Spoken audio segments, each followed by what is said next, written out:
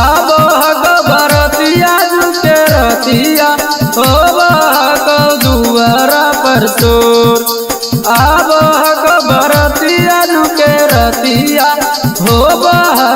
दुआरा पर सोर अगे आंगना के बीचे मरवानी से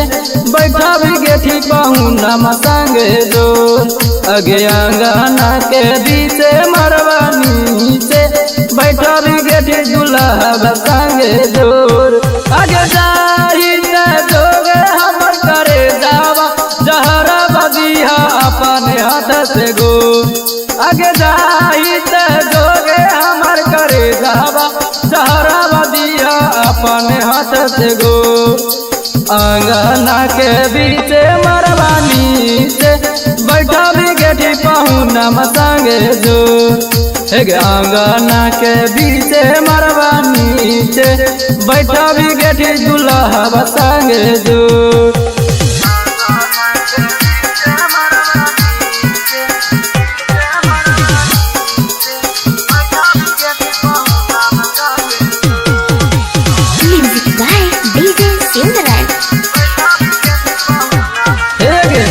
रोज रोज फोन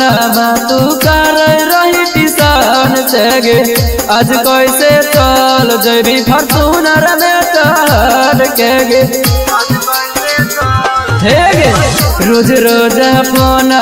तू कर रही टिशन से आज कैसे चल जबी फॉर्चूनर में चढ़ के गे कैसे के देखबौ तोहर विदाई आखिया से गिरतौ झर झर लोर कोई से के देखबौ तोहर विदाई आखिया से गिरतौ झर झर लोर आंगना के बीचे मरवानी से बैठा भी गेठी पहुना संगे जो आंगना के बीचे मरवानी से बैठा भी गेठी पहुना संगे जो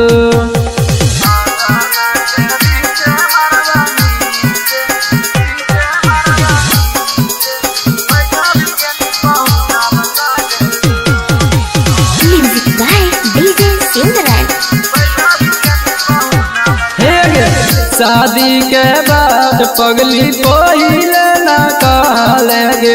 हमरा के अपन खस्तू दूसरा मन समझ लेगे शादी के बाद पगली पहिले ना कहले हमरा के अपन खास दुश्मन समझ लेगे गोपाल सिंह गुलशन के पगली जैबी तू कैसे के ओकरा सो गोपाल सिंगर गुलशन के पगली जैबी तू ओकरा कैसे सो आंगना के बीचे मरवानी से